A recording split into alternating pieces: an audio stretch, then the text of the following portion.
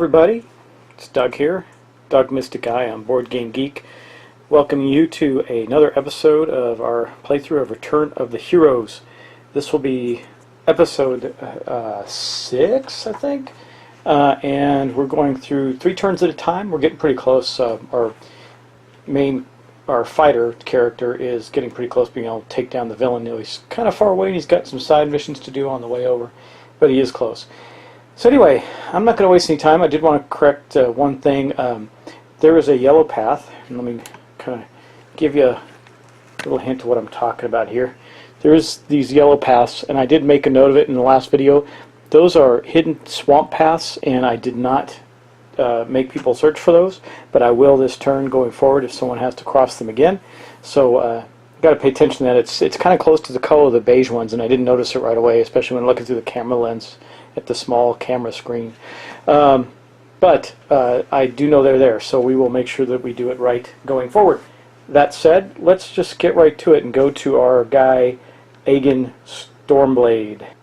Now, here's Aegon right here. He's our fighter. He's doing really well. He's quite beefy. He's got a sword, a cart, so he can move 6 spaces. He's just all-around tough guy. To head that way, though, he's going to have to go through that servant, and that's not a good thing because that servant requires magic, and well, he sucks at it.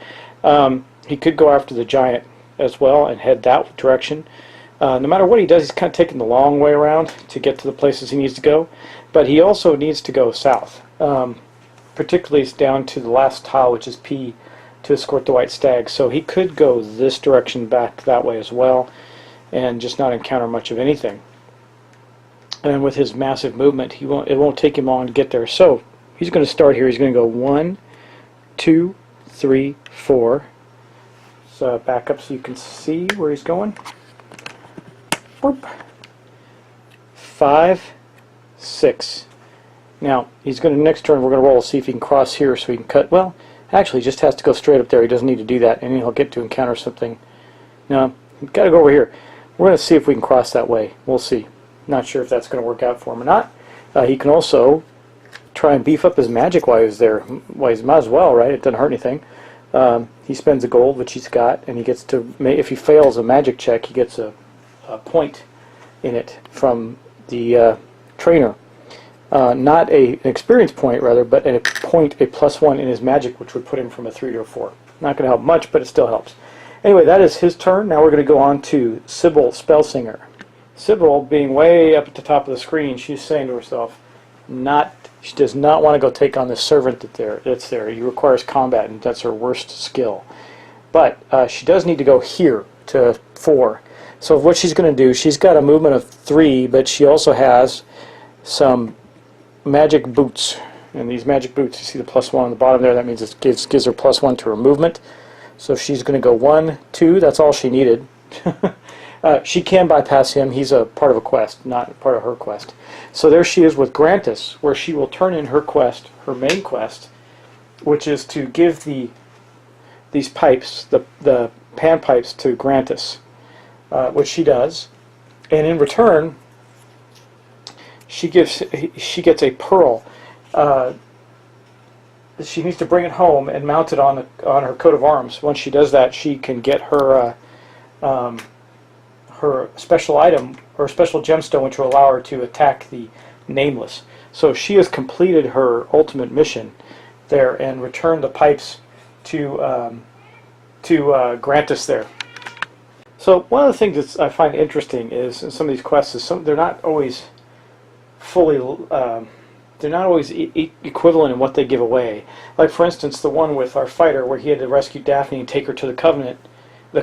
He didn't even have to take her home, and he got all these rewards. He got full health and blah blah blah.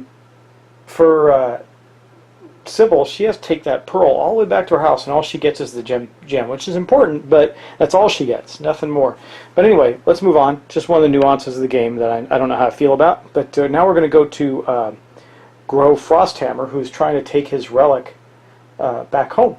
Here's Grow right here. He's got to go all the way to the top corner of the map to get his wonderful artifact home. Why did he go that way? Was he going to try and take a boat around? Well, I'm not sure. I don't remember why he ended up there, but that's not the ideal place for him. He doesn't... Oh, I know why. Because he's trying to get to K6, right? Yeah, that's right. He's got to get here so he can trade in a mission and get some more experience. So he's going to do that. Let's go to the dice bowl because we have to roll a 6 or less on 2 dice for him. That is not a mountain path. That is a swamp path, so he does have to roll for it. Okay, Groff's got to roll a 6 or less on 2 dice. He's got a 50-50 shot of doing it. He rolls a 5. Man, just barely made that. So he does get to go on his mission through the swamp. I'm going to go back to the table now and see what that does. Okay, so he overcame that number, so he gets to visit the village, the hidden village of the lizard men, which he finds surprisingly empty of lizard people because Eleanor went through there and killed them all, even their children, and left nothing but corpses scattered around. So for his bravery and looking at all the corpses, Groff gets to gain a combat experience and a gold piece, which is good because he didn't have any money. So he basically looted the money off the dead lizard people Eleanor slew wantonly and gained experience for it. Now what that does do for Groff is it does put him heading into the next level of his combat skills. So he's closing on getting 4 dice. He's got 3 right now. Anyway, that's going to end that, so we got to put that aside. That's going to go out of the game. And then we got to draw a tile from our bag. So let's see what we get. Shuffling it up here. Another servant, of course. K3. So this one's going to go on tile K. Ooh, not too far from where Groff is, but Groff's not going that direction. He's going to loop around, I think. And he also only has 1 mission left, and it's at tile G. So, yeah, he actually does need to go past that servant there to get to the statue. If we're going to do that mission, I don't even know if we are. It's kind of far away. He could use the secret path up there to get there. We'll see. We'll see how he does it. But anyway, that's going to end his turn. Okay, here we are with Eleanor. She's just basically heading home. She's got her silver hammer. Actually, her sorry, not her silver hammer. Her axe or whatever. Oh, she's still heading up toward the gnomes. Yeah, she's got to turn the silver hammer into the gnomes. She'll get there this turn because she's got a movement. Well, she's got a movement of 3 because of the armor. So she's going to go 1, 2, and 3. She's 1 away from taking that to the gnomes. So she'll do that next turn. That is our first full round. We're going to do 2 more rounds of turns.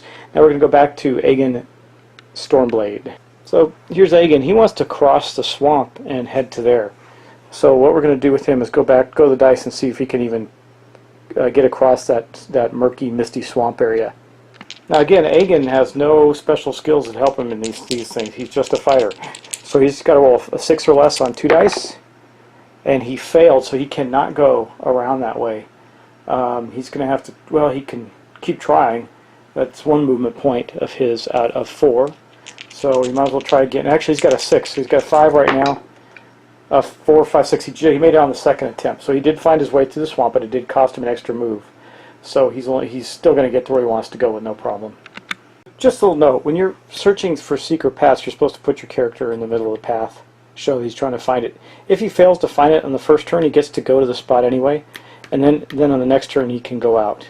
So you're only going to really delay yourself. You're not. I think I rolled 1 time where he had to search twice. Anyway, he did succeed enough to get to there. And we're going to take a shot with Maribar here, Magic Combat instructor, and maybe see if we can get a +1 to his Magic Combat while he's there. This is going to be easy for him to do. He has to fail a magic check. So he's got to roll 3 or less on 2 dice. If he does not get the bump. If he fails, he gets it. Either way, he's going to spend 1 of his gold. Of course, he failed, so he does get the bonus. She's going to go. She trained him, and she's exhausted, so she's going to retire for a little bit. But it's going to cost him a gold to do that, and his magic will go up by 1. Okay, so here with Aegon, what we're going to do is we're going to take this number 4 here. We're going to place it on top of his magic score because it actually is up 1 now, and he is going to lose the gold. In addition to that, we're going to draw another tile from the bag. Let's see what we get here. We're going to get a harpy, and we get to place that wherever. So I think we're going to place it, I don't know, up far away from him. He doesn't need it. He's not going to worry about it anymore. She's in a forest way up north. That is basically going to end his turn. Maribar is going to go back to the bag for a later turn. And that's it for him for this turn. Now we're going to move on to Sybil Spellsinger. Well, Sybil's right there. She just wants to go home. So I think what she's going to do is make a big flight. Let's back up a little bit here and show you what I'm talking about. Remember, she's got a broom, so she's going to try and skip home as quickly as possible. And for her first move, she's going to go from here. She can go to any 10 space, so she's going to go down to there. But remember, when she does that, she can go to any 10 space in an orthogonal tile. So, but when she does that, she does have to roll, and if she rolls a 1, she goes to the witch's house. Not so bad because it gives her puts her closer to where she needs to be. Okay, let's roll. A 5. She did not. The broom did not take on a mind of its own, so she lands where she expected. Okay, well, Grow just visited the decimated village of the lizard people, and he's got one more mission up north at G, which I don't know that he's going to bother with.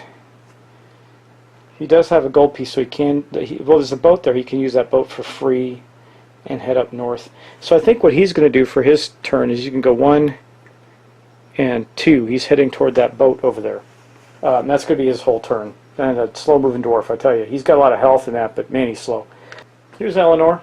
She was 1 away from her mission, so she's just moving right to here, where she is going to give the silver hammer to the gnomes. And in return, they're going to give her the axe of the gnomes. So she says, here's your silver hammer, now give me the cool axe, which she gets. Now she's got to work her way home. But that's going to end her turn for this turn. That's our second full round. We're going to do one more with Aegon's Stormblade and to see how that goes. Here's Aegon. Now he's got a whopping movement of 6, so he's going to go 1, 2, 3, 4, where he's going to stop because he has a really uncool mission right here. He is going to use this mission, which basically says, visit the house of another player and take one of his experience. And so he's going to visit the house of Sybil and take one of her magic experience and put it on his own, thus completing his quest. Now, you know, when we complete a quest and turn in the tile, the task tile, we do need to draw another tile from the bag. Let's see what we get. We get, oh, Maribar, she's rested up already, so she's going back to her place right here where she can train people in magic again. But that's going to end Aegon's turn. Now he's got to get into the middle of this glade next turn where he will complete his white stag. He'll drop off the white stag and he's going to beeline it straight north to take on the Nameless. Well, Sybil's pretty mad at Aegon taking her stuff like that. But she's got to get to her home. So she's going to use her broom once again, and she's going to fly from here to here, where she's going to have to go back and roll, see if she gets a 1 or not, see if the broom takes her to where it wants to instead of where she wants it to take her. Sorry guys, I'm a little hoarse today, don't know why, don't feel bad or anything, but anyway, let's roll the die and see if Sybil gets transported. She does not, so she lands exactly where she needs to be, and she's moving on, and she's upset because she lost an experience. Now Grow is going to go 1, 2 and use the boat. This takes you over the lake for free. Now, wait, he moved 2, so he's not going to use that. That's going to be next turn. He's going to cross the boat, cross the lake there for free and go up past the Nameless. He may try and take on the Nameless. I don't think he can do it, but he might want to try just to see if he can get in there and take the Nameless down before our tough fighter gets up there, and probably will succeed. Probably worth him taking a chance. Oh, wait, he can't. He's got to get home first and get his gem, so he's not doing that. Okay, Eleanor's way up here at the top of the screen, and she's going to make her way home, which is in the bottom corner of the map. She has no quests, no tasks on her. There's a lot of stuff around she could go after, but she's just going to go 1, 2, 3 to right there, and that's where her movement will end. She might cut across this way and down. She does okay with finding hidden. Well, these hidden paths aren't her specialty, that's for sure, but if she goes south, she's got to contend with the giant again right here. I don't know if you could see that. I don't know. Yes, you can. Okay, she's going to have to contend with that giant, and we don't want, well, actually, you can't see that. Right there. So we're not going to do that. But anyway, that is going to end her turn, and that is going to end our next session. So we probably got 1, maybe 2 more sessions to go. It might be next session because I'm pretty comfortable that Aegon can get there after he drops off the white stag and get up there and maybe take on the Nameless. But we'll have to see.